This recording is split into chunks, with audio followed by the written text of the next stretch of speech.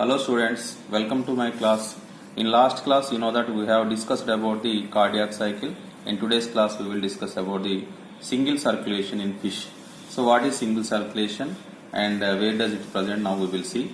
So this is the fish, and you know that especially you have to remember that the fish, it contains the two chambered heart only. So here I have drawn four chambers like structures, but they are not the part of the, they are related to the heart, but the exact heart is these two chambers. So the first chamber is atrium, you are finding clearly, and the second chamber is ventricle. Okay, so in the fish the heart always collects the impure blood. So impure blood is always collected from the body parts. So here from the body parts you are observing that the impure blood is collected into the heart. So directly it is not received by the atrium. So before the atrium you are finding a small sac like structure. This is called sinus venous. Means in the two chambered heart the blood is first collected into the sinus venous, later it is collected into the atrium, later it is collected into the ventricle. Means it is supplied into the ventricle.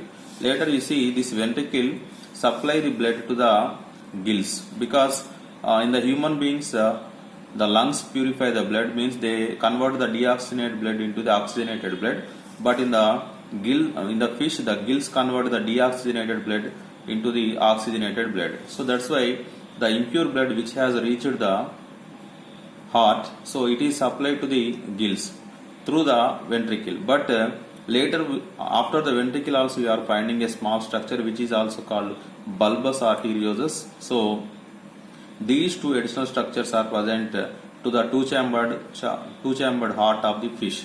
So these are the additional chambers, like additional chambers like structures, not chambers. So thus through the bulbous arteriosus the impure blood is supplied to the gills. Okay, right, now you can see here I have taken the blue dots because I am indicating it as the impure blood. So in the gills, you know that practical video I have given you in the in my channel already, you might have seen. So in the gills you know that the impure blood is converted to the pure blood. Now the thing is, the pure blood directly going to the body parts. In the human being that is different. So the pure blood again comes to the heart in the human being. So when I explain about the double circulation, then you will understand the double circulation means how does it, again it come to the heart. Now here in the gills, when the blood is purified, it directly go to the body parts.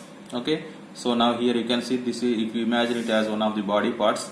So here this is the pure blood.